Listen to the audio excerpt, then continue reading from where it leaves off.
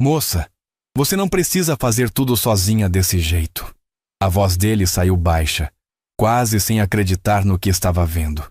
Ela levou um susto, secou rapidamente o rosto com o antebraço e respondeu com firmeza cansada. Preciso sim. Ele cuidou de mim a vida inteira. Agora sou eu por ele.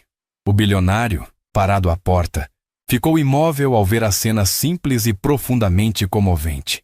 A faxineira, que todos no prédio mal notavam, ajoelhada ao lado do pai debilitado, ajeitando o travesseiro, dando água com paciência e sorrindo mesmo exausta, como se naquele pequeno quarto existisse um amor maior que qualquer fortuna. O homem mais rico daquele estado inteiro, dono de 3 torres comerciais, 2 shoppings, uma construtora que erguia condomínios de alto padrão e uma frota de carros blindados que custavam mais do que a maioria das pessoas jamais veria na vida. Estava de joelhos no chão de um quartinho de menos de 10 metros quadrados, chorando como não chorava desde que era criança. E a mulher que o fez chorar não era uma executiva, não era uma herdeira, não era ninguém que ele jamais teria notado numa sala de reuniões. Era a faxineira do prédio onde ficava seu escritório, uma mulher chamada Jordânia. E se você acha que sabe onde essa história vai dar, eu te garanto que não sabe.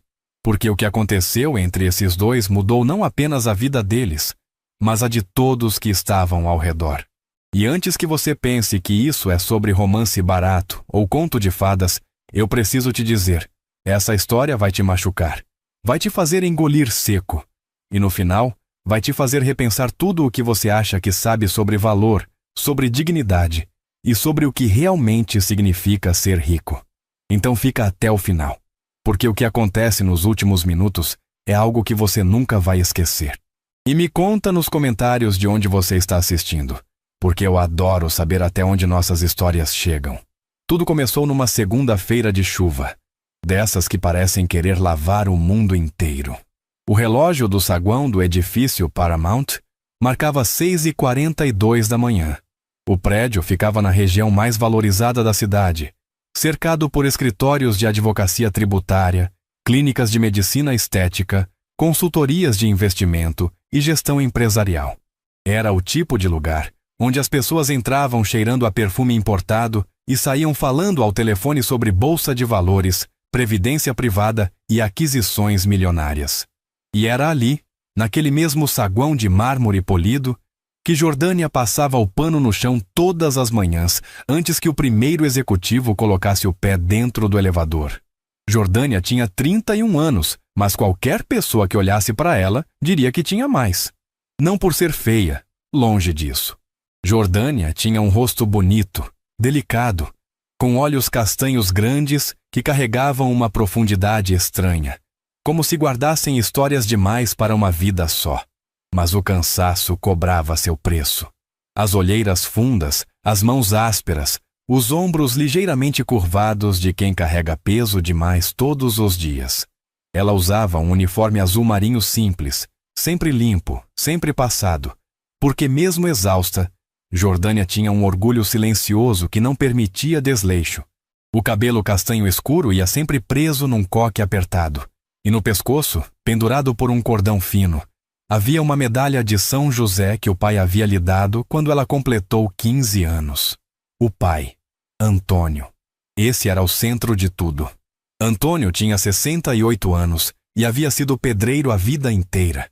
Mãos enormes, calosas, que construíram casas para os outros durante 40 anos, mas que nunca conseguiram construir uma casa própria que fosse digna do tamanho do seu coração.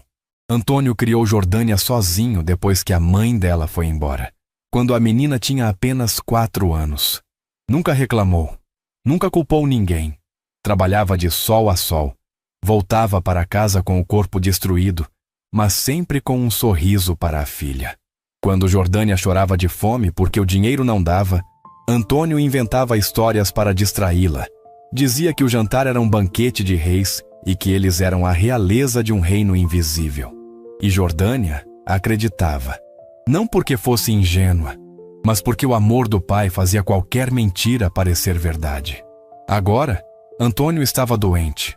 um enfisema pulmonar que avançava sem piedade, herança de anos respirando poeira de cimento em obras sem nenhuma proteção. O plano de saúde mais básico que Jordânia conseguia pagar mal cobria as consultas de rotina, e os remédios mais caros ela comprava cortando de tudo no próprio prato. Ela já havia pesquisado sobre planos de saúde premium, desses que cobrem internação em quarto individual. Mas o valor era tão absurdo que chegava a ser piada. Então fazia o que podia.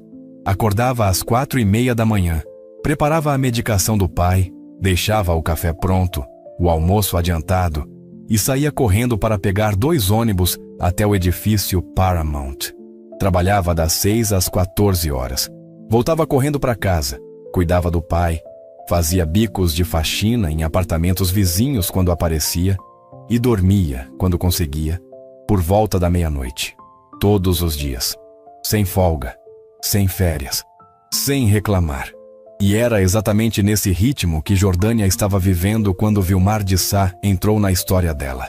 Vilmar de Sá tinha 45 anos e era, por qualquer métrica que se usasse, um homem extraordinariamente bem-sucedido. Fundador e presidente do Grupo Sá Empreendimentos, ele havia começado do zero, ou quase zero, com um pequeno empréstimo que o pai lhe dera aos 22 anos. Em 2 décadas, transformou aquele capital inicial numa das maiores holdings imobiliárias da região. O grupo controlava uma construtora que erguia condomínios de altíssimo padrão com automação residencial, energia solar integrada e design de interiores assinado por arquitetos europeus. Controlava também uma incorporadora, uma administradora de shoppings, e mais recentemente havia expandido para o setor de consórcio e seguros, incluindo o seguro de vida corporativo para grandes empresas. A fortuna pessoal de Vilmar era estimada em algo próximo de 2 bilhões de reais, e ele administrava tudo com a frieza metódica de quem aprendeu cedo que emoção e negócio não se misturam. Vilmar era alto, magro, com o cabelo grisalho cortado rente e um rosto anguloso que transmitia autoridade mesmo quando ele estava em silêncio. Vestia-se impecavelmente, sempre de terno escuro sob medida, sapatos italianos e um relógio que sozinho valia mais do que Jordânia ganharia em 10 anos de trabalho. Ele não era cruel por natureza. Não era um vilão de novela que sentia prazer em pisar nos outros. O problema de Vilmar era outro, talvez pior. Ele simplesmente não via os outros. Não por maldade, mas por hábito. Décadas vivendo num mundo onde tudo tinha preço o fizeram perder a capacidade de enxergar o que não podia ser comprado. Ele passava por Jordânia todos os dias no saguão e nunca, em 3 anos, havia olhado para o rosto dela. Ela era parte do cenário como o vaso de planta no canto ou o quadro abstrato na parede. Funcional, invisível, a vida pessoal de Vilmar era um deserto disfarçado de oásis. Morava sozinho numa mansão de alto padrão no condomínio mais exclusivo da cidade, um lugar com segurança armada, lago artificial e campo de golfe privativo. A mansão tinha 7 suítes, cinema, adega climatizada, piscina aquecida com borda infinita e um closet maior do que o apartamento inteiro de Jordânia. Mas à noite, quando as luzes se apagavam e o silêncio tomava conta de todos aqueles cômodos vazios, Vilmar sentava na poltrona da sala principal e ficava olhando para o nada. Havia se divorciado há 4 anos. A ex-mulher, Beatriz, levou metade do que a lei permitia e os 2 filhos adolescentes que mal falavam com o pai. O divórcio não foi por traição ou por briga, foi por ausência. Beatriz disse na última conversa que tiveram como casal: Vilmar, eu prefiro ser pobre e lembrada do que rica e invisível. Ele não entendeu na hora. Levou anos para começar a entender. Naquela segunda-feira de chuva, Vilmar chegou ao prédio mais cedo que o habitual. Tinha uma reunião às 7:30 com um grupo de investidores estrangeiros interessados em aportar capital num novo empreendimento. Um complexo residencial de luxo que o grupo planejava erguer numa área nobre, que havia sido recentemente liberada pela prefeitura. O negócio envolvia cifras que fariam qualquer pessoa normal perder o fôlego.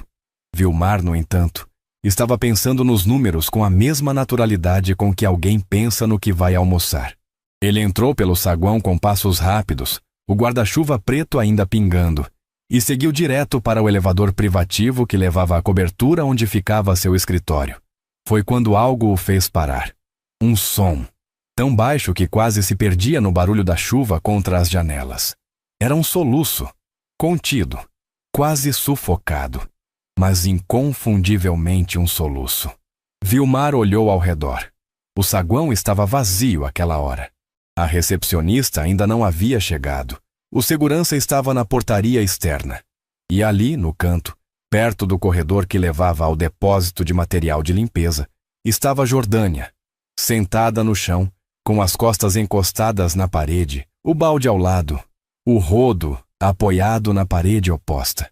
Ela estava com o telefone na mão e chorava.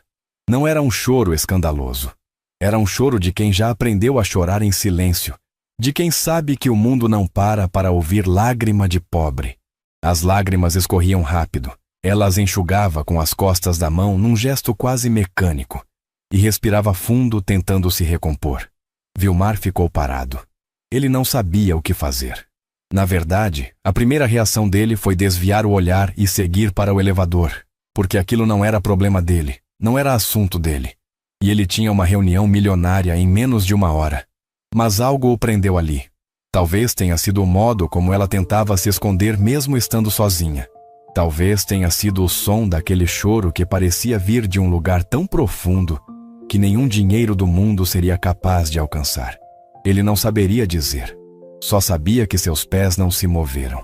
Depois de uns 30 segundos que pareceram muito mais longos, ele disse quase num sussurro: "Está tudo bem?"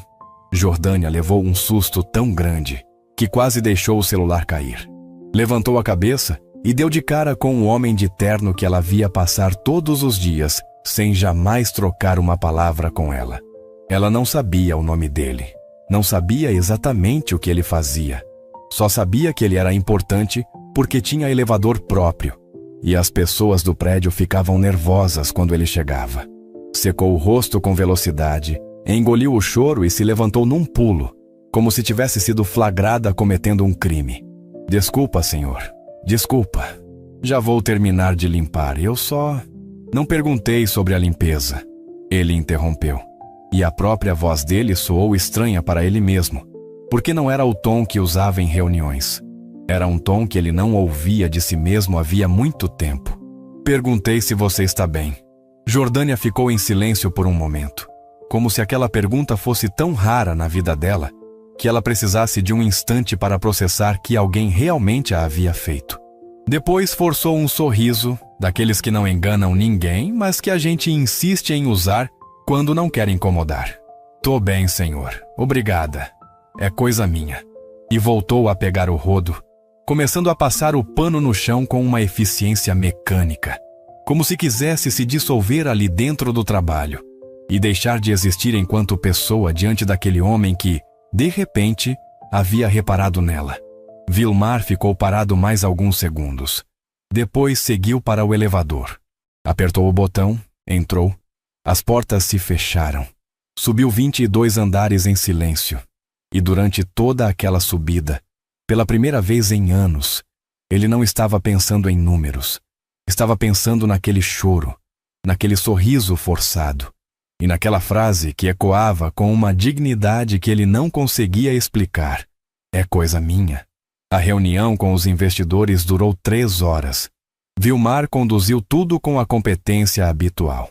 Negociou margens, projetou retornos, apresentou os diferenciais do empreendimento, o sistema de automação residencial, as placas de energia solar, o projeto de design de interiores assinado, o sistema de segurança com monitoramento por inteligência artificial. Os investidores ficaram impressionados. Os números batiam, o mercado era favorável, o terreno era estratégico. No final, apertaram as mãos e deram sinais claros de que o aporte viria. Qualquer outro dia, Vilmar teria sentido a satisfação fria de mais uma conquista. Naquele dia, ele sentiu um vazio estranho. Quando todos saíram, ele ficou sozinho no escritório. A vista dali era panorâmica. A cidade inteira se estendia abaixo como um tabuleiro de peças minúsculas. Ele olhou para baixo e pensou, pela primeira vez com verdadeira curiosidade. Quantas histórias como a daquela mulher estavam acontecendo naquele exato momento nos andares abaixo, nos prédios ao lado, nas ruas encharcadas de chuva. Quantas pessoas estavam chorando em silêncio, enquanto ele assinava contratos de milhões. Foi uma ideia passageira. Ele a sacudiu da cabeça, abriu o notebook e voltou ao trabalho. Mas no dia seguinte, quando chegou ao saguão às 6h40, seus olhos procuraram por ela. E a encontraram. Jordânia estava de pé, passando o pano na bancada de mármore da recepção, com a mesma eficiência silenciosa de sempre. Não estava chorando. Estava cantarolando algo baixinho, uma melodia simples que ele não reconheceu. E havia algo naquela cena que o perturbou de um jeito que ele não conseguiu nomear. A normalidade. Como se o choro do dia anterior fosse apenas mais um episódio numa rotina de dificuldades que ela enfrentava e seguia em frente, sem pausa, sem drama. Ele passou por ela e pela segunda vez em 3 anos, falou: "Bom dia." Jordânia parou o pano, olhou para ele surpresa e respondeu: "Bom dia, senhor." E ele seguiu para o elevador. No terceiro dia, ele disse bom dia de novo. No quarto, também. No quinto, ela já esperava o cumprimento e respondeu com um sorriso leve, genuíno, que iluminou por um instante aquele rosto cansado. No sexto dia, que era um sábado, Vilmar estava em casa, na mansão silenciosa, e percebeu que estava pensando naquele sorriso. E isso o assustou. Não porque houvesse qualquer conotação romântica naquele momento, mas porque ele não conseguia se lembrar da última vez que o sorriso de alguém havia ficado na sua cabeça por mais de 5 segundos. Na segunda-feira seguinte, ele tomou uma decisão que para qualquer pessoa pareceria insignificante, mas que para um homem como ele era quase revolucionária. Em vez de subir direto para o elevador, ele parou no saguão e puxou uma cadeira da recepção. "Posso ficar aqui uns minutos?" perguntou. Jordânia olhou para ele como se ele tivesse pedido para dançar valsa no meio do saguão. "O senhor quer ficar aqui, no saguão?" "É, estou adiantado. A reunião é só às 8. Ela piscou algumas vezes, sem entender, mas deu de ombros e voltou a limpar. E ele ficou ali, sentado, em silêncio, observando. Não de um jeito invasivo ou desconfortável, apenas presente, como alguém que pela primeira vez decidiu parar para ver o que sempre esteve diante dos seus olhos. Foram 10 minutos sem trocar uma palavra. Mas antes de se levantar e ir para o elevador, ele disse: "Você trabalha muito bem." Jordânia parou. Olhou para ele. E algo nos olhos dela tremeu, como se aquelas 4 palavras tivessem tocado um lugar que ela mantinha trancado a 7 chaves. "Obrigada, senhor." A voz saiu mais baixa do que ela queria. "Vilmar. Meu nome é Vilmar. Obrigada, seu Vilmar." Ele sorriu. Um sorriso pequeno, quase imperceptível, mas real. E subiu. A partir daquele dia, a rotina mudou. Não de forma drástica, mas de forma constante, como uma gota que cai sobre uma pedra todos os dias. Vilmar começou a chegar 15 minutos mais cedo. No início, ficava em silêncio enquanto Jordânia trabalhava. Depois, começou a perguntar coisas simples. Como estava o dia?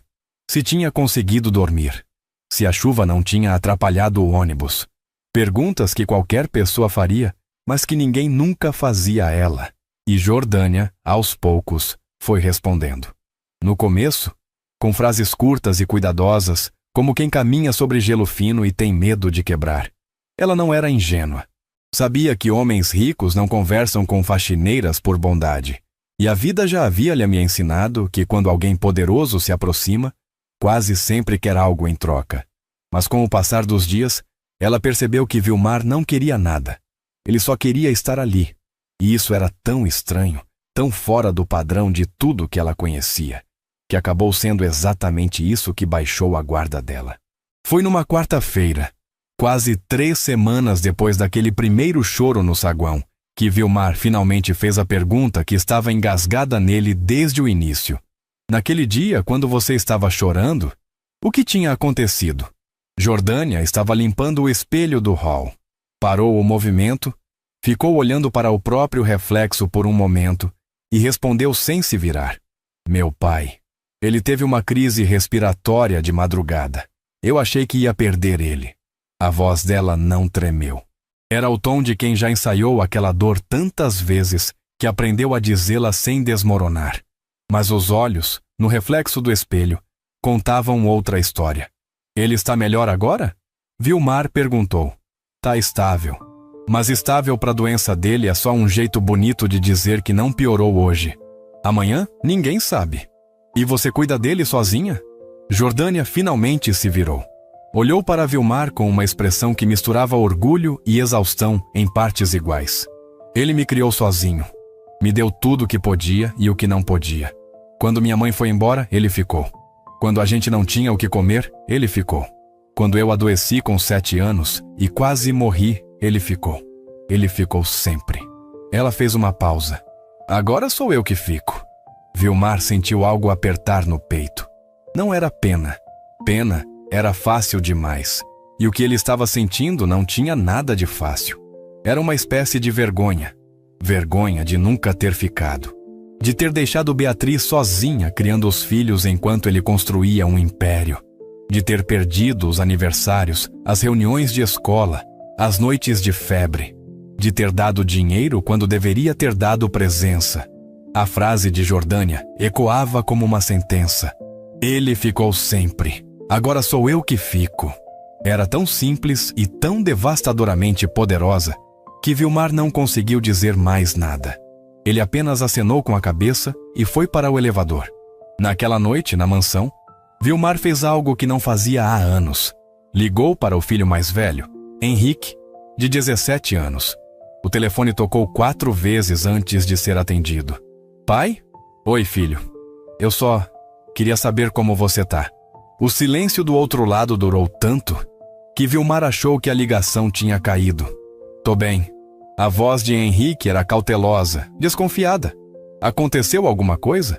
Não, nada. Eu só queria ouvir sua voz. Outro silêncio. Depois, mais suave. Tá bom, pai. A conversa durou menos de 2 minutos. Foi desajeitada, cheia de buracos, de coisas não ditas. Mas quando Vilmar desligou, percebeu que tinha os olhos úmidos. E também percebeu que havia sido necessária uma faxineira, chorando no saguão de um prédio comercial, para que ele se lembrasse de que tinha filhos que precisavam de mais do que a mesada, que caía na conta deles todo mês. As semanas foram passando, e a presença de Vilmar no saguão antes do expediente se tornou uma rotina tão natural que até o segurança do prédio, Nestor, começou a estranhar menos. No começo, Nestor ficou desconfiado, porque nunca na história daquele edifício, o homem mais poderoso de todos os inquilinos havia sentado numa cadeira de plástico no saguão para conversar com a faxineira. Mas Nestor era um homem simples e observador, e o que ele via naquelas conversas matinais não era nenhum tipo de interesse escuso. Era algo que ele definiria se alguém perguntasse como 2 pessoas quebrando a parede que o mundo colocou entre elas. Jordânia foi se abrindo aos poucos. Contou sobre a infância, sobre as dificuldades, sobre como Antônio trabalhava em 3 obras ao mesmo tempo para pagar a escola dela. Contou que chegou a cursar 2 semestres de enfermagem numa faculdade particular, com bolsa parcial, mas teve que largar quando o pai ficou doente e ela precisou assumir as contas da casa. Contou sobre o apartamento minúsculo que eles dividiam num bairro periférico, onde o telhado vazava quando chovia forte, e a fiação era tão precária que ela tinha medo de dormir com tudo ligado. Contou sobre as noites em que Antônio acordava sem conseguir respirar, tossindo com tanta força que parecia que o peito ia rasgar, e ela levantava correndo, ajeitava os travesseiros, ligava o nebulizador emprestado de uma vizinha e ficava ali, segurando a mão do pai, murmurando que ia ficar tudo bem, mesmo sem saber se era verdade. E em nenhum momento, em nenhuma dessas histórias, Jordânia reclamou. Não disse, é injusto. Não disse, por que eu? Não pediu nada. Não insinuou nada. Apenas contou com uma naturalidade desconcertante, como se tudo aquilo fosse simplesmente a vida como ela é, e ela tivesse decidido em algum ponto que iria enfrentá-la de pé, independentemente de quantas vezes fosse derrubada. Vilmar, por sua vez, começou a falar também. No começo, com a resistência de quem não está acostumado a ser vulnerável. Mas Jordânia tinha algo que ele nunca havia encontrado nas pessoas do mundo dele. Ela ouvia. Não ouvia para responder, não ouvia para julgar, não ouvia para tirar vantagem. Ela simplesmente ouvia. Com atenção, com aquele olhar castanho que parecia absorver cada palavra sem pressa. Ele contou sobre o divórcio, sobre Beatriz, sobre a frase que ela havia dito e que ele só agora começava a entender. Contou sobre a relação distante com Henrique e com a filha mais nova, Melissa, de 14 anos, que mal respondia suas mensagens. Contou sobre as noites na mansão vazia, sobre como o silêncio daqueles cômodos enormes às vezes era tão opressor, que ele ligava a televisão no volume máximo, só para ter a ilusão de que não estava sozinho. Contou que seu pai, o velho Sebastião de Sá, havia morrido há 8 anos e que ele não chorou no enterro. Não porque não sentisse, mas porque já tinha desaprendido a sentir. O Senhor não desaprendeu, Jordânia disse, olhando para ele com uma seriedade tranquila. Se tivesse desaprendido, não estava aqui. Aquilo o atingiu como um soco. Uma manhã, Vilmar chegou ao saguão e encontrou Jordânia com uma expressão diferente. Não estava chorando, mas havia algo nos olhos dela que denunciava uma noite em claro. Ele perguntou o que havia acontecido, e ela hesitou antes de responder. O médico disse que meu pai precisa de um tratamento novo. Um procedimento que pode ajudar a respiração dele, melhorar a qualidade de vida. Mas é experimental, e o plano não cobre. Nenhum plano cobre. Quanto custa?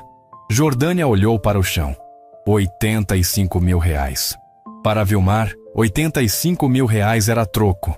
Era o que ele gastava num jantar de negócios com vinhos importados ou o preço de um acessório do carro.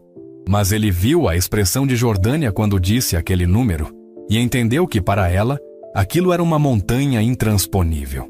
Era o tipo de quantia que significava anos de trabalho, anos de privação, anos de cortar cada centavo e mesmo assim não chegar nem perto. Eu posso ajudar, ele disse sem pensar 2 vezes. E aqui aconteceu algo que Vilmar não esperava. Jordânia se endireitou, olhou para ele com firmeza e disse: Não. Como não? Não, seu Vilmar. Obrigada de coração, mas não. Jordânia, é um valor que não muda nada na minha vida e pode mudar tudo na vida do seu pai. Eu sei. E é exatamente por isso que eu não posso aceitar. Vilmar ficou genuinamente confuso. Ele estava acostumado a um mundo onde dinheiro resolvia tudo, onde uma oferta generosa era sempre aceita com gratidão imediata, onde as pessoas abriam a mão e esperavam que ele a enchesse. A recusa de Jordânia não fazia sentido na gramática que ele conhecia. Me explica isso, ele pediu, tentando entender. Jordânia respirou fundo, como quem busca as palavras certas num lugar profundo. Meu pai me ensinou que a gente não aceita o que não pode devolver. Não é orgulho bobo, não é burrice. É dignidade. Se eu aceitar seu dinheiro, eu mudo a relação. Deixo de ser uma pessoa e passo a ser uma dívida. E eu não quero dever nada a ninguém. Não quero que ninguém olhe para o meu pai e pense que ele está vivo porque alguém teve dó da gente. Não é dó, Jordânia. Eu sei que não é. Mas para o mundo lá fora, é. E meu pai não merece isso. Ele merece viver com a mesma dignidade que sempre viveu. Vilmar ficou em silêncio. Aquela mulher, que ganhava um salário mínimo e não tinha certeza se o pai sobreviveria ao próximo inverno, estava lhe dando uma aula sobre dignidade que nenhum MBA, nenhum consultor de gestão empresarial e nenhum livro de liderança jamais havia conseguido lhe mudar. Ele não insistiu, mas também não desistiu. A partir daquele dia, Vilmar começou a agir de um modo diferente. Se Jordânia não aceitava ajuda direta, ele encontraria outro caminho. Não por teimosia ou por ego, mas porque algo dentro dele havia mudado. A presença daquela mulher, sua força, sua coerência, seu amor inabalável pelo pai, tudo aquilo estava lentamente derretendo uma camada de gelo que ele nem sabia que existia ao redor do próprio coração. O primeiro passo foi discreto. Vilmar conversou com o administrador do prédio, um homem chamado Rogério, e sugeriu que o contrato de limpeza fosse revisado. Argumentou que os funcionários terceirizados da limpeza trabalhavam em condições precárias e que aquilo era um risco de imagem para o condomínio empresarial. Propôs que a empresa de facilities que atendia o prédio fosse substituída por uma contratação direta, com carteira assinada, salário digno e benefícios completos, incluindo um plano de saúde de boa cobertura para o funcionário e um dependente. Rogério achou estranho, porque em 15 anos administrando aquele prédio, nenhum condômino jamais havia se preocupado com as condições dos faxineiros. Mas Vilmar era o maior inquilino do edifício, e seu nome carregava peso suficiente para mover qualquer decisão. Em 2 semanas, a mudança foi aprovada em assembleia. Jordânia, sem saber da origem daquilo, recebeu a notícia de que seria efetivada com um salário 40% maior e um plano de saúde que cobria inclusive procedimentos de média complexidade para ela e um dependente. Quando ela contou a novidade para Vilmar no saguão, numa manhã de quinta-feira, os olhos dela brilhavam de um jeito que ele nunca tinha visto. Seu Vilmar, o senhor não vai acreditar. Mudou o contrato aqui no prédio, vou ter plano de saúde de verdade. Meu pai vai poder fazer as consultas com o pneumologista, vai poder fazer os exames que o médico estava pedindo faz meses. Eu não estou acreditando ainda. Vilmar tomou um gole do café que tinha na mão e apenas disse: "Que bom, você merece." E não disse mais nada. Não quis crédito, não quis reconhecimento. E essa é a parte que importa entender sobre o que estava acontecendo com ele. Vilmar não estava fazendo aquilo para se sentir bom. Ele estava fazendo porque, pela primeira vez, se sentia capaz de fazer algo que não pudesse ser registrado num balanço patrimonial. Mas a história não parou ali. Na verdade, estava apenas começando a esquentar. Porque havia uma pessoa naquele prédio que estava observando tudo de longe e que não gostou nem um pouco do que estava vendo. O nome dela era Renata Duarte. E ela era o tipo de problema que não faz barulho até ser tarde demais. Renata tinha 38 anos e era diretora financeira do Grupo Sá Empreendimentos. Ocupava o cargo havia 6 anos e era, por todos os critérios objetivos, extremamente competente. Formada em economia pela melhor universidade do país, com MBA no exterior e uma capacidade de análise que impressionava até os investidores mais exigentes. Mas Renata tinha uma ambição que ia muito além do profissional. Ela estava romanticamente interessada em Vilmar. Havia pelo menos 3 anos e fazia questão de se posicionar como a mulher ideal para ele. Sofisticada, inteligente, estratégica e sempre impecavelmente vestida. Frequentava os mesmos eventos, os mesmos restaurantes, ria das piadas dele nas reuniões e, nos bastidores, já havia dado sinais claríssimos de interesse que Vilmar, absorto no trabalho, fingia não perceber. Para Renata, Jordânia era invisível da mesma forma que era invisível para todo o prédio, até que deixou de ser. Porque quando Renata notou que Vilmar estava chegando mais cedo, que ficava no saguão, que conversava com alguém antes de subir, seu instinto de autopreservação disparou como um alarme. Ela descobriu quem era e não gostou. Num almoço de negócios com outros diretores do grupo, Renata trouxe o assunto à mesa com a precisão cirúrgica de quem sabe envenenar uma conversa sem sujar as próprias mãos. Vocês repararam que o Vilmar anda estranho ultimamente? Chegando mais cedo, cancelando compromissos do início da manhã? Osvaldo, o diretor jurídico, encolheu os ombros. Vilmar sempre foi workaholic. Deve estar antecipando o cronograma do novo empreendimento. Pode ser, Renata disse dando um gole no vinho. Ou pode ser que ele esteja se distraindo com coisas que não são exatamente produtivas. Como assim? Ouvi dizer que ele anda conversando bastante com uma funcionária da limpeza do prédio. Todas as manhãs. O silêncio na mesa foi imediato. Não por escândalo, mas por surpresa. Vilmar de Sá, o homem que mal cumprimentava os próprios diretores antes das 10 da manhã, sentando no saguão para conversar com a faxineira. Deve ser só cordialidade, disse Mariana, a diretora de marketing, tentando minimizar. Cordialidade é dizer bom dia. Não é chegar 15 minutos mais cedo todos os dias para ficar no saguão. Renata sorriu, mas o sorriso não tinha nenhuma gentileza. Eu só acho que precisamos estar atentos. Vilmar é o rosto do grupo. Se ele começar a tomar decisões emocionais em vez de racionais, quem sofre somos todos nós. A semente estava plantada, e Renata sabia exatamente como regá-la. Nos dias seguintes, ela começou a aparecer no saguão pela manhã, coisa que nunca fazia. Chegava com café na mão, sorriso perfeito e um cumprimento caloroso para Vilmar, que era, ao mesmo tempo, uma marcação de território. Quando via Jordânia, não a tratava mal. Fazia algo pior. A ignorava com uma elegância cortante.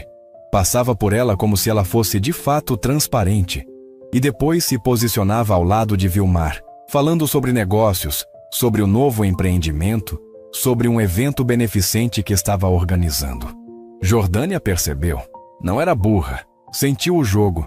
Sentiu a mensagem implícita. Esse mundo não é seu. Esse homem não é para você. Volte para o seu balde. E fez o que sempre fazia quando o mundo tentava empurrá-la para baixo. Levantou a cabeça e continuou trabalhando. Mas a presença de Renata começou a criar uma barreira. Vilmar, que não era insensível à dinâmica social, percebeu que sua rotina matinal com Jordânia estava gerando atenção indesejada. Ele não tinha vergonha daquelas conversas, mas sabia como o mundo corporativo funcionava. Bastava um boato mal colocado para que toda a fada narrativa fosse distorcida. E a última coisa que ele queria era que Jordânia sofresse consequências por causa dele. Então, por 3 dias seguidos, ele não parou no saguão. Chegou no horário normal, cumprimentou de longe e subiu direto para o elevador. Jordânia não disse nada, não perguntou, não demonstrou nada. Apenas continuou trabalhando com a mesma eficiência silenciosa de sempre. Mas algo se apagou um pouquinho nos olhos dela nesses 3 dias. Como uma vela que alguém protege do vento, mas que mesmo assim perde força. Foi Nestor, o segurança, quem percebeu. Nestor tinha 56 anos. Era viúvo, criava 2 netos sozinho e tinha uma sabedoria de vida que nenhuma universidade ensina. Ele gostava de Jordânia. Admirava a dedicação dela, a educação, o modo como tratava todos com respeito, independentemente do crachá que usavam. E ele gostava de Vilmar também, porque apesar de todo o dinheiro, Vilmar nunca havia tratado os funcionários do prédio com grosseria. Indiferença, sim. Grosseria, nunca. Num fim de tarde, quando Jordânia estava saindo, Nestor a chamou na portaria. Jordânia, posso te perguntar uma coisa? Pode, seu Nestor. O Dr. Vilmar parou de descer de manhã. Aconteceu alguma coisa? Jordânia deu de ombros com aquele sorriso triste que ela dominava como ninguém. Nada, seu Nestor. As pessoas aparecem e somem. É normal.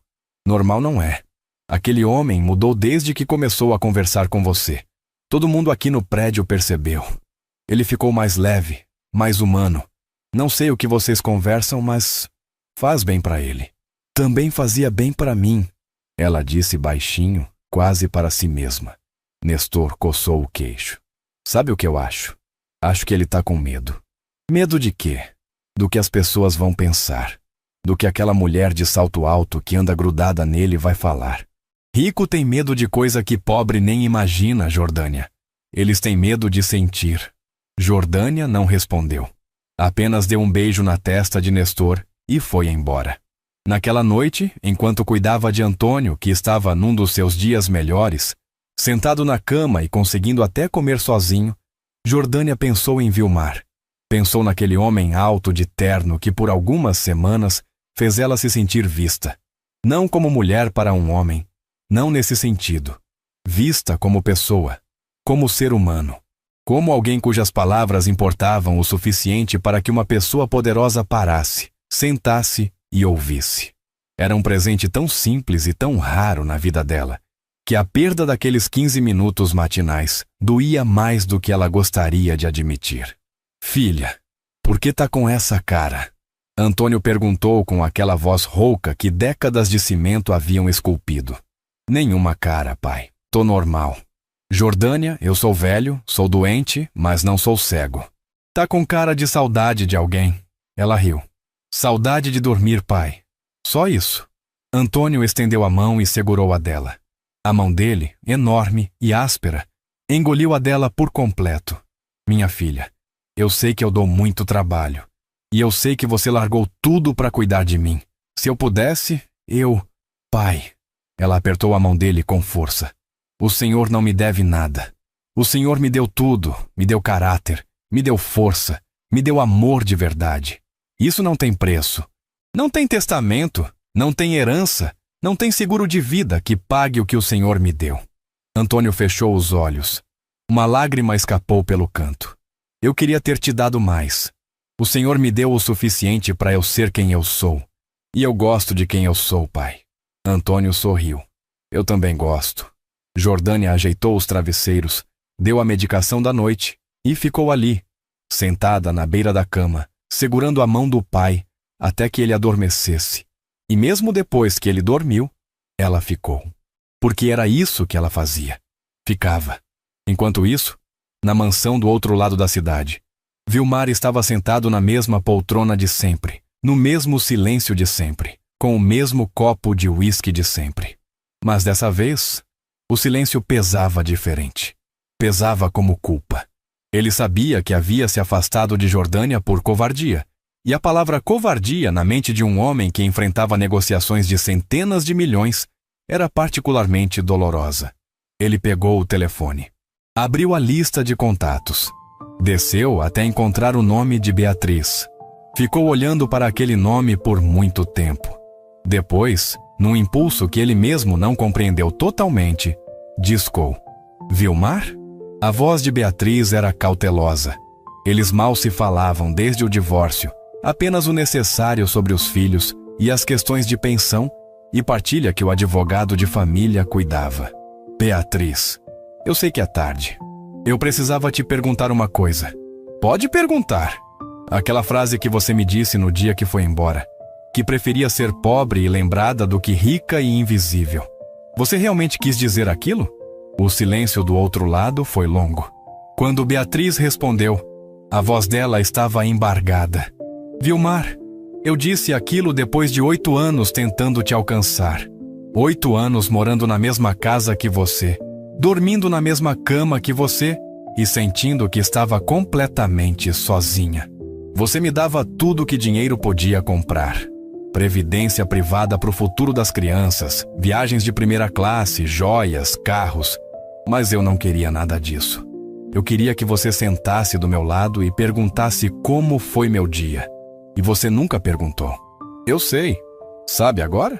Estou aprendendo. Beatriz ficou quieta por um momento. O que aconteceu com você, Vilmar? Que está falando desse jeito? Conheci alguém que me mostrou o que eu não tinha. Quem? Uma pessoa que tem tudo o que eu preciso e nada do que eu pensei que importava. Beatriz suspirou. Eu espero que dessa vez você preste atenção de verdade. Porque com a gente você não prestou. Eu sei, Beatriz, e eu sinto muito. Eu também sinto, Vilmar. Cuida-se. Ela desligou. E Vilmar ficou ali, com o telefone na mão e uma clareza que doía como lâmina. Ele havia desperdiçado 20 anos correndo atrás do que não importava. E agora que finalmente começava a enxergar, tinha medo de ser tarde demais. Mas não era tarde demais. Não para tudo. Na manhã seguinte, Vilmar desceu ao saguão às 6h20 da manhã. Mais cedo do que nunca. Jordânia já estava lá, de joelhos, limpando o rodapé com uma esponja. Quando ouviu os passos, levantou os olhos e encontrou Vilmar parado diante dela. Bom dia, Jordânia. Ela se levantou devagar, esfregando as mãos no uniforme. Bom dia, seu Vilmar. O senhor sumiu uns dias. Sumi, e não devia ter sumido. Jordânia ficou olhando para ele, tentando decifrar aquela frase. Vilmar respirou fundo e disse algo que custou mais do que qualquer contrato que já havia assinado. Eu me afastei porque fiquei com medo do que as pessoas iam pensar. E isso foi errado. Porque o tempo que eu passo aqui conversando com você é o melhor tempo do meu dia. E eu não vou mais deixar de fazer o que faz sentido só porque alguém lá em cima pode torcer o nariz. Jordânia piscou. Seus olhos encheram de água, mas ela não deixou cair. Apertou os lábios, respirou fundo e disse com a voz firme: "O senhor não me deve explicação, seu Vilmar. Ninguém deve. Eu sei que não devo, mas eu quis dar, porque você merece a verdade. Sempre." E se sentou na cadeira de plástico como antes, como se nunca tivesse saído. A partir daquele dia, a relação entre os dois entrou numa fase nova. Não era amizade, porque a distância social entre eles tornava a amizade convencional impossível. Não era romance, porque nenhum dos dois estava buscando isso. Era algo mais raro, era conexão. Uma ponte construída sobre um abismo de diferenças, sustentada pela única coisa que os dois tinham em comum: a solidão. E pela única coisa que os dois ofereciam um ao outro, sem pedir nada em troca: a verdade. Vilmar passou a acompanhar discretamente a situação de Antônio. Sem que Jordânia soubesse, ele contactou um pneumologista renomado que era amigo pessoal, o Dr. Cássio Antunes, um dos maiores especialistas em doenças respiratórias do país.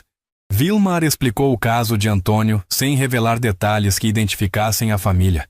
Pediu uma opinião técnica, informalmente, sobre quais seriam as opções de tratamento mais avançadas e quanto custariam. O Dr. Cássio mencionou um protocolo experimental que estava sendo testado numa clínica de referência com resultados promissores. O custo era alto, próximo de R$120 mil, incluindo acompanhamento durante 6 meses. Mas havia uma possibilidade. A clínica participava de um programa de acesso expandido que poderia reduzir o custo significativamente, caso o paciente se enquadrasse nos critérios. Vilmar pediu mais detalhes. O Dr. Cássio disse que precisaria avaliar o paciente pessoalmente para saber se ele era elegível. Vilmar agradeceu e guardou a informação, esperando o momento certo. Enquanto isso, Renata Duarte não estava parada. Ela havia descoberto, através de fontes dentro do prédio, que Vilmar havia sido o responsável pela mudança no contrato de limpeza. Aquilo confirmava o que ela mais temia: que aquela faxineira estava ocupando um espaço na vida e na mente de Vilmar, que Renata considerava seu. E Renata não era o tipo de pessoa que perdia território sem lutar. Ela traçou um plano, sutil, limpo, devastador. Primeiro, começou a espalhar nos corredores do escritório, sempre em tom de preocupação, a ideia de que Vilmar estava sofrendo algum tipo de crise pessoal. Comentava com os outros diretores que ele parecia disperso, que havia cancelado 2 reuniões na última semana, que estava tomando decisões administrativas estranhas, como se envolver pessoalmente na contratação de pessoal de limpeza de um prédio. A mensagem era clara sem ser explícita: Vilmar está instável e alguém está influenciando suas decisões. Depois, ela passou à fase 2. Pediu a Rogério, o administrador do prédio, um relatório sobre os funcionários recém-contratados na modalidade direta. Quando recebeu os dados, vasculhou até encontrar o que queria: o nome de Jordânia, a data de admissão e o fato de que ela havia incluído o pai como dependente no plano de saúde. Nada daquilo era irregular, mas Renata sabia que a informação, apresentada de certo modo, poderia parecer suspeita. Ela preparou uma apresentação para o conselho do grupo. Não sobre Jordânia especificamente, mas sobre vulnerabilidades de governança que precisavam ser endereçadas. Incluiu, entre outros itens legítimos, uma seção sobre decisões administrativas com potencial conflito de interesse. E inseriu ali, como exemplo hipotético, uma situação em que um executivo pudesse estar usando recursos corporativos para beneficiar uma pessoa com quem mantinha relação pessoal não declarada. A reunião do conselho estava marcada para a semana seguinte, e era ali, naquela sala de vidro e aço, no 22º andar, que a tempestade ia desabar. Mas antes que essa tempestade chegasse, a vida ia dar mais uma volta. Porque numa quarta-feira de manhã, quando Vilmar desceu ao saguão, como de costume, ele não encontrou Jordânia. Encontrou outra pessoa no lugar dela, uma mulher que ele não conhecia, passando o pano com menos cuidado e mais pressa. Onde está a Jordânia? Ele perguntou a Nestor. Nestor olhou para ele com uma expressão grave. Ligou hoje de manhã. O pai dela foi internado de emergência ontem à noite. Parece que foi sério, seu Vilmar. Muito sério. Vilmar sentiu o chão tremer sob os sapatos italianos. Qual hospital? Hospital Municipal São Lucas, na Zona Leste. Vilmar nunca tinha ido à Zona Leste da cidade. O Hospital Municipal São Lucas era exatamente o tipo de lugar que ele sabia que existia, mas que pertencia a um universo que ele nunca havia precisado acessar. Um hospital público sobrecarregado, com corredores lotados, macas no corredor, médicos exaustos e filas intermináveis. O tipo de lugar onde se vai quando não se tem dinheiro para ir a lugar nenhum melhor. Ele olhou para o relógio. Tinha uma reunião às 8 com um banco de investimento. Uma teleconferência às 9h30 com os investidores estrangeiros. Um almoço de negócios ao meio-dia com o secretário de Desenvolvimento Urbano. Cancelou tudo. Ligou para sua assistente, Fernanda, com uma instrução que a deixou sem palavras. Cancelar toda a agenda de hoje, sem exceções. Se alguém perguntar, diz que estou resolvendo um assunto pessoal urgente. Fernanda, que trabalhava com Vilmar há 11 anos e jamais o havia visto cancelar uma manhã inteira de compromissos, hesitou por um instante antes de confirmar. Sim, senhor. Vilmar entrou no carro blindado, digitou o endereço do hospital no GPS e partiu.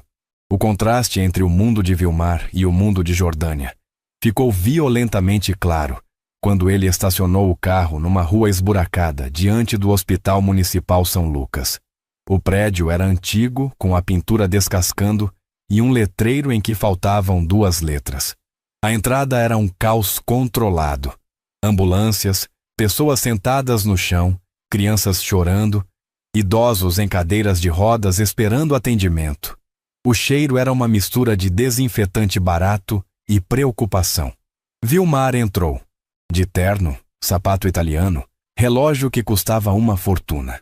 As pessoas olharam para ele como se um extraterrestre tivesse pousado ali. Ele ignorou os olhares e foi até a recepção. Estou procurando um paciente, Antônio. Ele percebeu que não sabia o sobrenome completo de Antônio. Jordânia nunca havia dito. Antônio, pai de uma funcionária chamada Jordânia. Ele foi internado ontem à noite. Problema respiratório.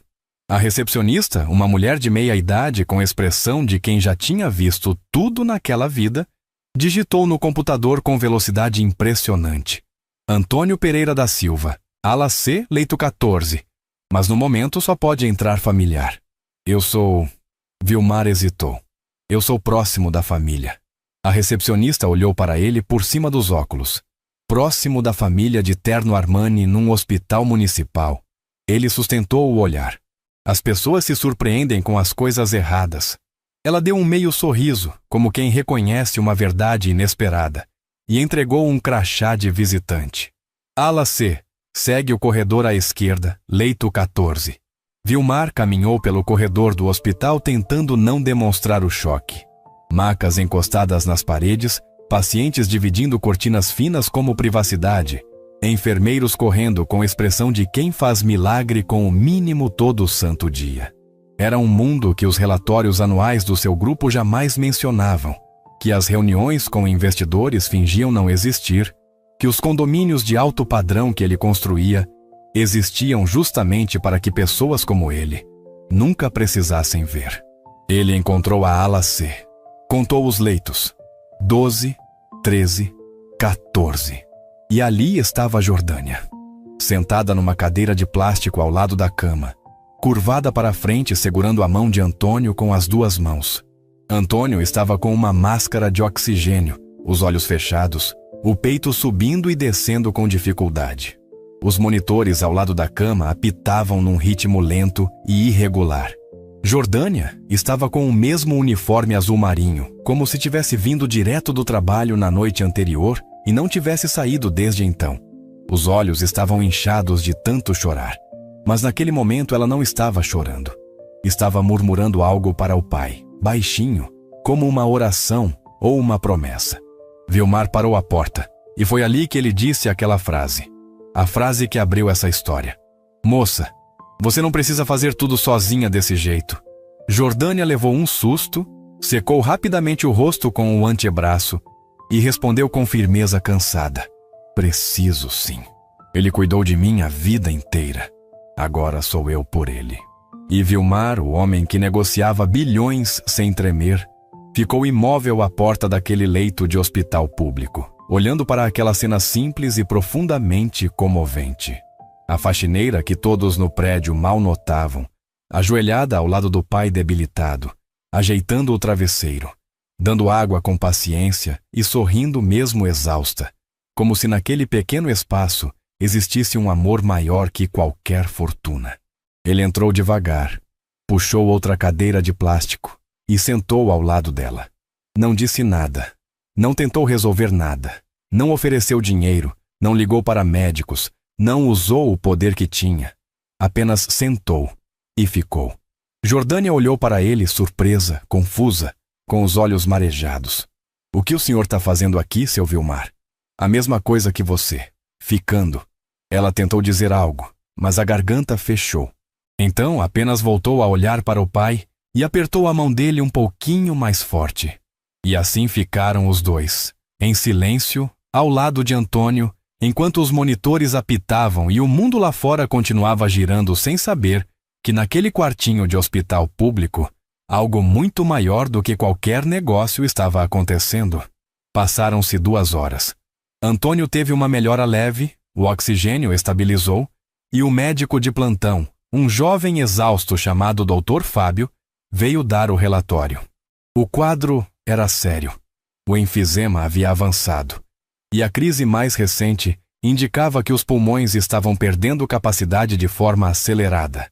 Sem uma intervenção mais agressiva, o prognóstico era de meses, talvez menos. Jordânia ouviu tudo com a postura de quem já sabia, no fundo, o que estava ouvindo. Não chorou. Apenas perguntou com voz firme: o que a gente pode fazer? O Dr. Fábio explicou que havia opções, mas que a maioria estava além do que o sistema público podia oferecer. Mencionou um protocolo experimental que estava sendo testado em clínicas privadas, com resultados promissores, mas cujo custo era proibitivo. Vilmar ouviu tudo em silêncio. Quando o médico saiu, Jordânia ficou olhando para a parede com uma expressão que ele não conseguiu decifrar. Não era desespero. Era algo pior. Era a aceitação prévia de uma derrota que ela se recusava a aceitar, mas sabia que não tinha como evitar. Jordânia! A voz dele saiu baixa. Não, seu Vilmar. Ela sabia exatamente o que ele ia dizer. A gente já conversou sobre isso. Eu sei. E eu ouvi você. Mas agora eu preciso que você me ouça. Ela fechou os olhos. A exaustão de horas sem dormir, somada ao peso emocional de ver o pai naquela cama, estava cobrando cada grama de energia que ela tinha. Você me disse que não aceita o que não pode devolver. Vilmar continuou. E eu respeito isso mais do que você imagina. Mas eu preciso te contar uma coisa que talvez mude a forma como você vê essa situação.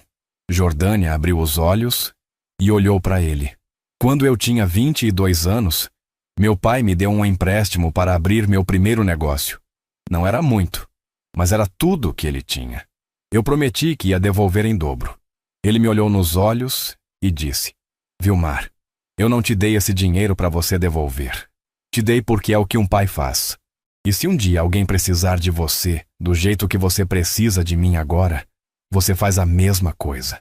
Aí sim você me paga. Vilmar fez uma pausa. Os olhos dele estavam vermelhos. Eu nunca paguei, Jordânia. Meu pai morreu, e eu nunca fiz por ninguém o que ele fez por mim.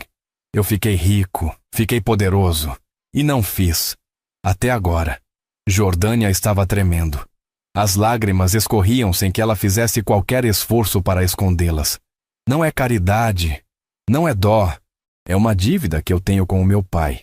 E você, sem saber, está me dando a chance de pagar. O silêncio que se seguiu durou quase 1 minuto inteiro. Jordânia olhou para Antônio na cama, depois olhou para Vilmar, depois olhou para as próprias mãos, ásperas, cansadas, que haviam limpado tantos chãos e segurado tantas noites sem sono. E finalmente disse, com a voz quebrando: se for assim, se for pelo seu pai, então eu aceito.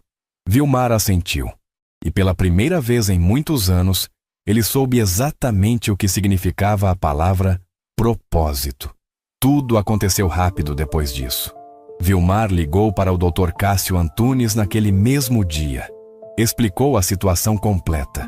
O Dr. Cássio concordou em avaliar Antônio pessoalmente. E se o caso se enquadrasse nos critérios do Programa de Acesso Expandido, iniciar o protocolo experimental o mais rápido possível. Vilmar cobriu todos os custos que o programa não cobria. Sem alarde, sem contrato, sem recibo. Apenas pediu ao Dr. Cássio que tratasse Antônio com a mesma dedicação que trataria qualquer paciente de sua clínica particular. Em uma semana, Antônio foi transferido para a clínica de referência. Um quarto individual, limpo, com televisão, banheiro privativo e uma poltrona reclinável para a acompanhante. Jordânia, quando entrou naquele quarto pela primeira vez, ficou parada na porta por quase 1 minuto, olhando ao redor como se estivesse num sonho do qual tinha medo de acordar. "Filha, isso aqui é o céu?" Antônio perguntou com a voz fraca, mas com um brilho nos olhos que Jordânia não via havia meses. "Quase, pai." Ela sorriu, e dessa vez o sorriso era real. "Quase." O tratamento começou. Os primeiros dias foram difíceis. O protocolo exigia medicações fortes, sessões de fisioterapia respiratória e um acompanhamento rigoroso. Antônio tinha dias bons e dias ruins. Nos dias ruins, tossia com tanta força que Jordânia sentia cada golpe de tosse no próprio peito. Nos dias bons, ele sentava na cama, pedia para ver televisão e reclamava que a comida do hospital, mesmo sendo infinitamente melhor que qualquer coisa que já tinha comido num hospital público, não chegava aos pés do feijão da filha. Jordânia se dividiu.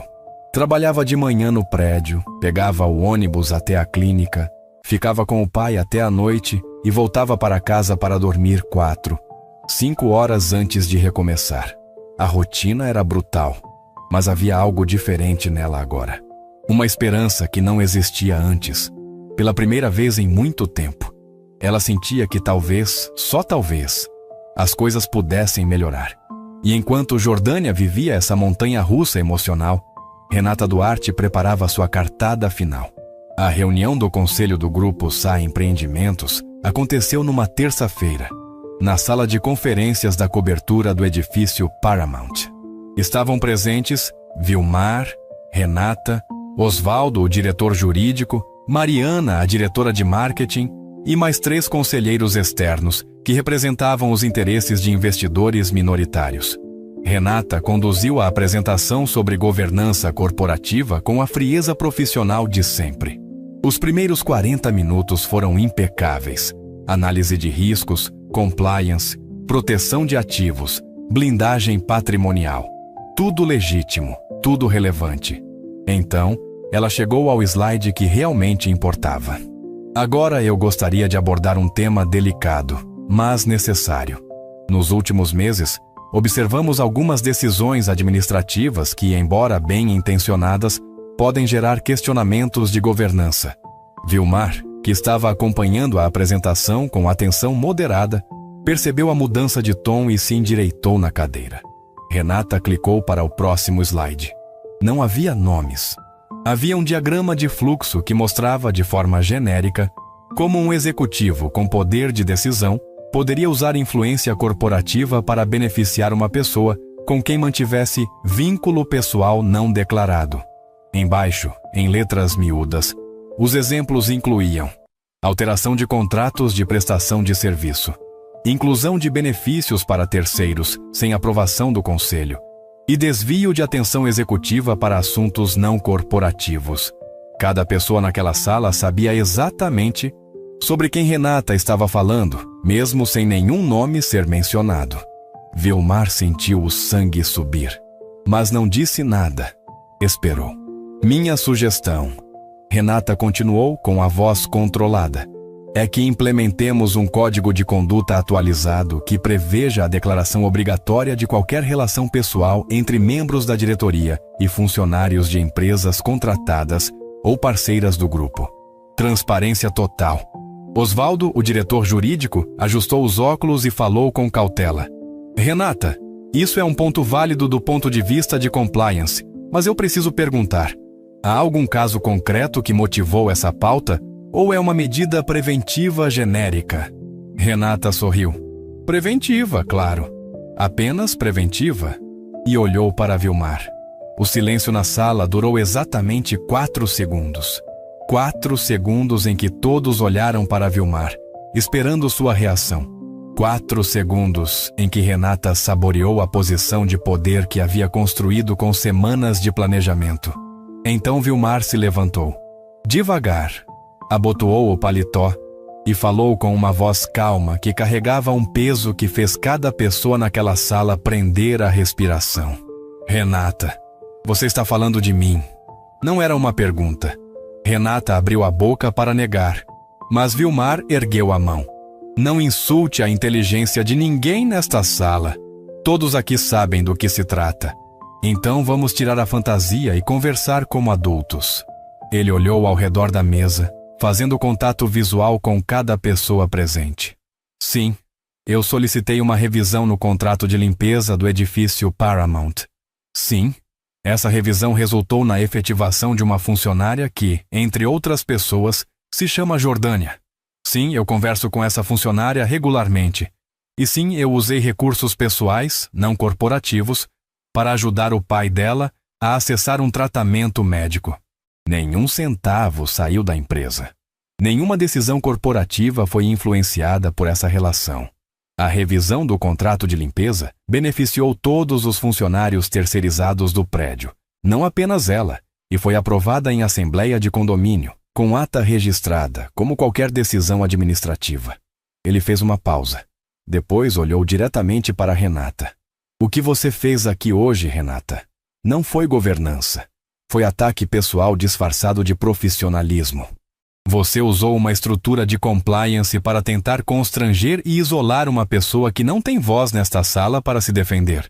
Uma pessoa que não tem dinheiro para contratar um advogado criminalista, que não tem poder para se proteger e cujo único erro foi ser honesta, trabalhadora e digna o suficiente para merecer o respeito de alguém que, por muitos anos, não soube respeitar ninguém.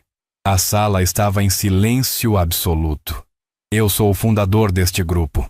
Eu construí esta empresa com minhas mãos, com meu tempo, com minha vida. E se em algum momento eu decidi que parte dessa vida seria dedicada a se ajudar alguém que merece, isso é um assunto meu. Não do conselho, não da diretoria e, com todo o respeito, não seu. Renata estava pálida. A máscara de profissionalismo havia caído, e por baixo dela só havia a expressão de alguém que havia calculado tudo, menos a possibilidade de que Vilmar enfrentaria a situação de frente. Osvaldo, o jurídico, pigarreou. Vilmar, do ponto de vista legal, sua conduta está perfeitamente dentro dos limites. Não há irregularidade. Obrigado, Osvaldo. Mas eu não precisava de um parecer legal para saber que ajudar alguém não é crime. Eu precisava era ter feito isso muito antes. Ele olhou para Renata uma última vez. Renata, você é uma profissional brilhante, mas o que você fez hoje foi pequeno. E este grupo não tem espaço para pequenez. E saiu da sala.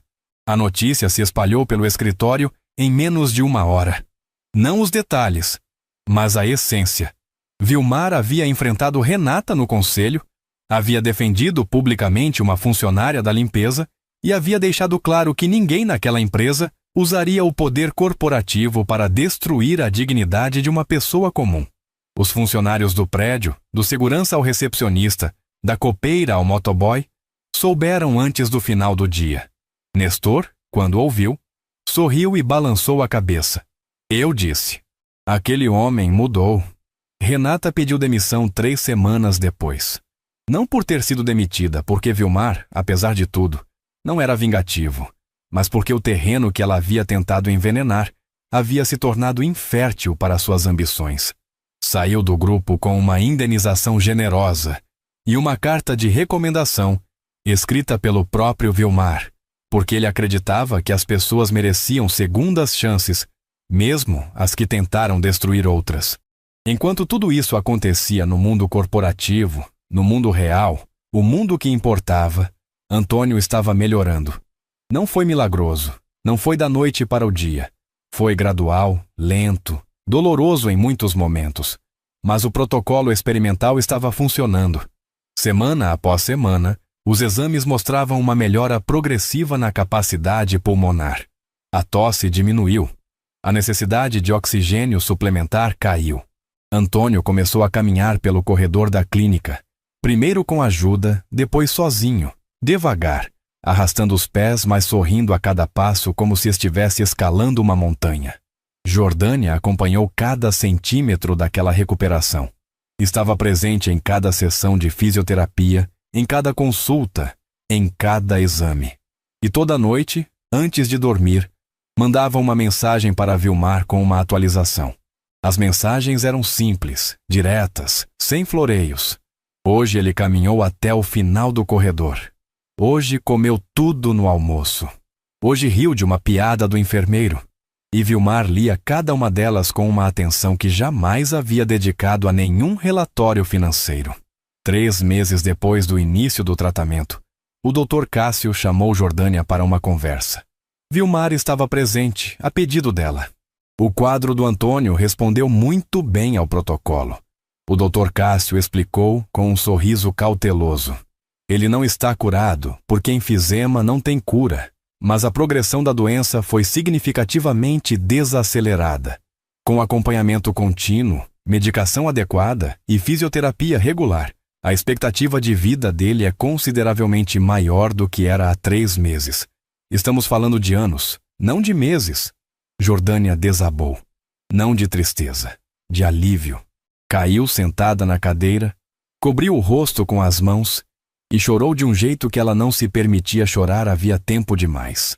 Um choro que lavava meses de medo, de noites sem dormir, de incerteza, de carregar o mundo nas costas, sem pedir ajuda. Vilmar não a tocou, não a abraçou. Apenas ficou ali, ao lado, em silêncio, deixando que ela sentisse tudo o que precisava sentir.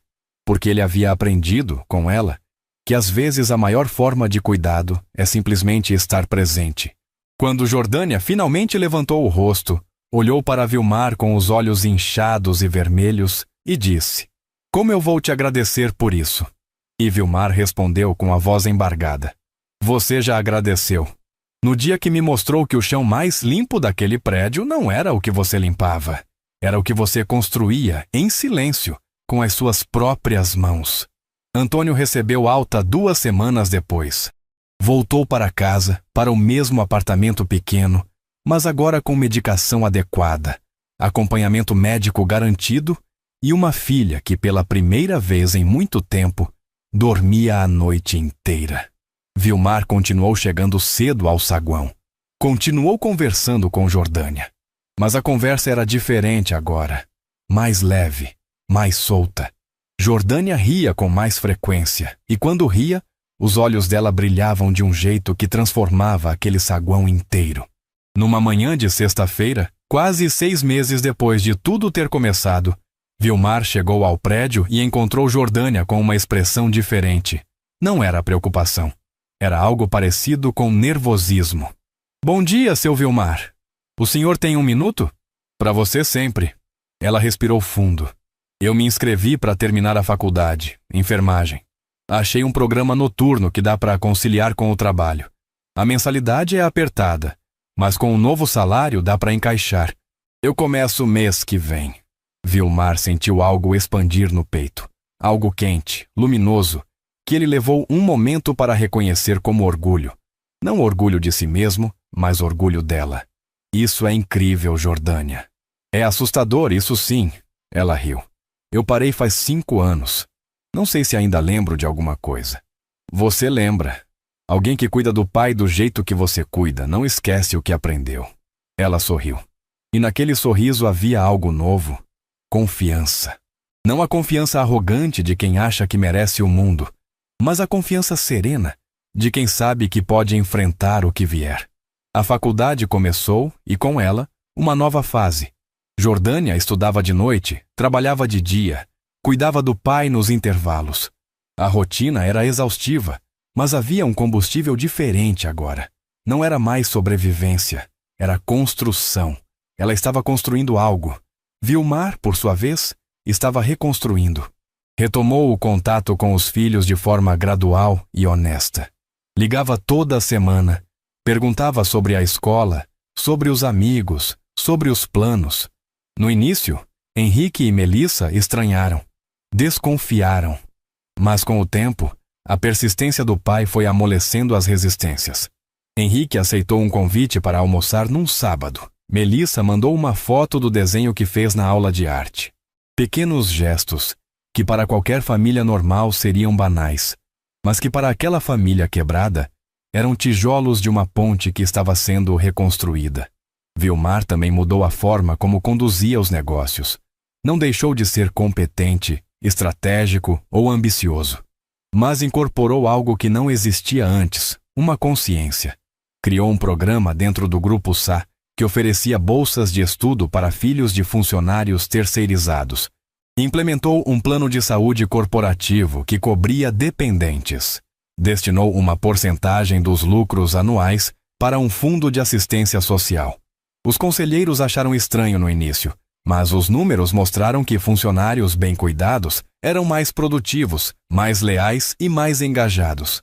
A bondade, descobriu Vilmar, também era um bom negócio. E então chegou o dia que fechou o ciclo.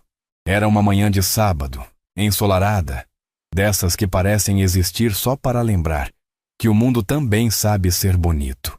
Vilmar recebeu uma mensagem de Jordânia. Seu Vilmar, meu pai quer falar com o senhor. Pode vir aqui em casa? Ele foi. O apartamento de Jordânia ficava no 3º andar de um prédio sem elevador, num bairro popular onde as ruas eram estreitas e as casas ficavam grudadas umas nas outras. Era pequeno, como ela havia descrito, mas impecavelmente limpo e organizado. Havia flores no parapeito da janela, uma estante de livros improvisada com tijolos e tábuas de madeira. E na parede da sala, uma foto emoldurada de Jordânia criança nos ombros de Antônio, os dois rindo com a boca toda. Antônio estava sentado numa poltrona velha, mas confortável, com um cobertor sobre as pernas apesar do calor. Estava mais magro do que Vilmar imaginava, mas os olhos eram vivos, atentos, e havia neles uma inteligência calma que explicava muita coisa sobre a filha que ele havia criado. Então o senhor é o famoso Vilmar, Antônio disse com a voz rouca, mas firme, estendendo a mão. Vilmar apertou aquela mão enorme e calosa e sentiu naquele aperto 40 anos de trabalho, de cansaço e de amor comprimidos em 5 dedos ásperos. É um prazer, seu Antônio. O prazer é meu, filho. Senta aqui. Jordânia trouxe café, serviu os dois e depois disse que ia ao mercadinho comprar pão, numa desculpa tão transparente para deixá-los a sós que todos os 3 sabiam, mas fingiram não perceber. Quando a porta se fechou, Antônio olhou para Vilmar com uma intensidade que o fez engolir seco. Eu sei o que o senhor fez pela minha filha. Eu não fiz nada, seu Antônio. Foi ela que... Moço! Antônio levantou a mão com uma autoridade gentil. Eu sou velho, sou doente, mas não sou tolo. Minha filha é a pessoa mais orgulhosa que eu conheço. Ela não aceitaria nada de ninguém, a menos que esse alguém chegasse no coração dela de um jeito que ela não pudesse recusar. O senhor fez isso. Vilmar ficou em silêncio. Eu não vou perguntar por que o senhor fez. Acho que o senhor mesmo ainda está descobrindo. Mas eu vou te dizer uma coisa que eu nunca disse para ninguém. Antônio se inclinou para a frente e a voz dele ficou mais baixa, mais íntima. Quando eu soube que ia morrer, que essa doença ia me levar, o que mais doía não era a morte. Era saber que ia deixar minha filha sozinha. Sozinha num mundo que não enxerga gente como a gente. Um mundo que mede as pessoas pelo que elas têm e não pelo que elas são. Eu ficava acordado de noite pensando, quem vai olhar para ela quando eu não estiver mais aqui? Quem vai dizer para ela que ela tem valor? Os olhos de Antônio estavam úmidos, mas a voz não tremeu. E aí o senhor apareceu, não com dinheiro, porque se fosse só dinheiro, ela mandava o senhor embora. O senhor apareceu com presença, apareceu com tempo. Apareceu com algo que não tem preço e não tem nome. mas que eu reconheço porque é a mesma coisa que eu tentei dar para ela a vida inteira. Vilmar sentiu algo quebrar dentro dele. Não uma coisa ruim, uma coisa necessária. Como um dique que finalmente cede e deixa a água fluir. Seu Antônio, eu é que tenho que agradecer. Sua filha me salvou de uma vida que parecia ter tudo, mas não tinha nada. Antônio sorriu. Um sorriso largo, desdentado em alguns pontos, mas radiante. Então estamos quites, filho. Os dois ficaram ali, tomando café, conversando sobre a vida, sobre trabalho, sobre os perrengues de ser pai, sobre os erros que todo homem comete e as lições que só a dor ensina. Quando Jordânia voltou com o pão, encontrou os dois rindo de uma história que Antônio estava contando sobre uma obra em que ele quase caiu do andaime e foi segurado pelo cinto por um colega que era menor que ele pela metade. Ela parou na porta, com o saco de pão na mão, e olhou para aquela cena. O pai dela, o homem que ela mais amava no mundo, rindo com o homem que, sem querer, havia devolvido algo que ela achava que havia perdido para sempre. A esperança de que o mundo podia ser gentil. E naquele momento, naquela cozinha pequena que cheirava a café fresco, Jordânia soube que, independentemente do que acontecesse dali para frente, ela não estava mais sozinha. O tempo passou.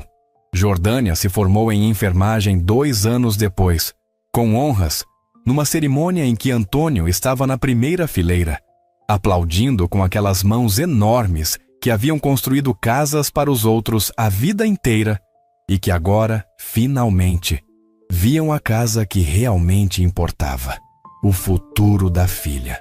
Vilmar estava lá também. Não na primeira fileira, porque aquele lugar pertencia a Antônio. Estava nos fundos, discreto, com um sorriso silencioso que ninguém viu, mas que era, talvez, o sorriso mais verdadeiro que ele já havia dado.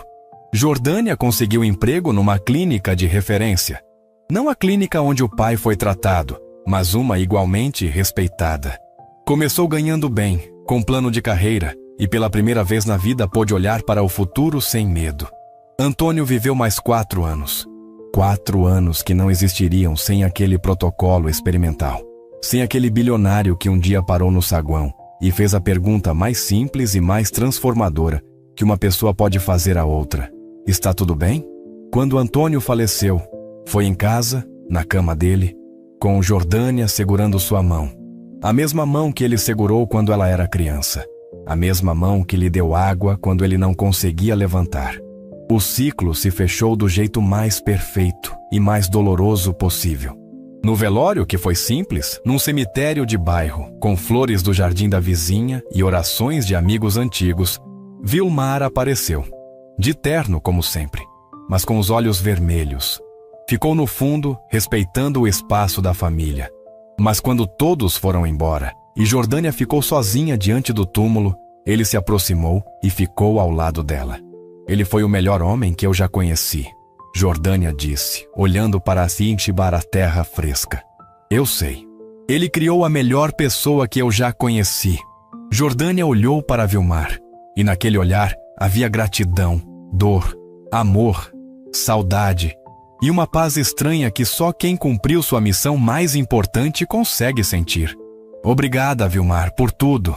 Obrigado você, Jordânia, por me ensinar a ficar. E ficaram ali, os dois, em silêncio, diante daquele túmulo simples, enquanto o sol se punha e pintava o céu de laranja e roxo. 2 mundos que nunca deveriam ter se encontrado, mas que se encontraram porque, num saguão de mármore, numa manhã de chuva, um homem que tinha tudo finalmente viu alguém que não tinha nada, exceto a única coisa que realmente importa: amor, presença, dignidade. E entendeu, naquele momento, que era ele o pobre. Sempre havia sido.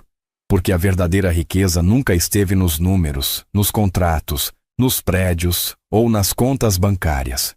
A verdadeira riqueza estava naquele quartinho de hospital, naquele café na cozinha pequena, naquela mão áspera que segurava outra mão com toda a força do mundo. A verdadeira riqueza era a Jordânia, de joelhos, ajeitando o travesseiro do pai, sorrindo mesmo exausta, amando sem pedir nada em troca. E se você chegou até aqui, se ficou até o final dessa história, eu te peço uma coisa. Olha ao seu redor. Olha para aquela pessoa que passa despercebida. Aquela que limpa, que serve, que carrega, que cuida em silêncio. Olha para ela. Pergunta se está tudo bem. Talvez essa pergunta mude a vida dela. Talvez mude a sua. Porque às vezes o maior milagre acontece quando alguém finalmente enxerga o valor de um amor que o mundo inteiro ignorava. E se essa história tocou você, deixa aquele like, compartilha com alguém que precisa ouvir isso e me conta nos comentários. Você já foi enxergado por alguém quando menos esperava? Eu leio cada um dos comentários e adoro saber as histórias de vocês. Até a próxima!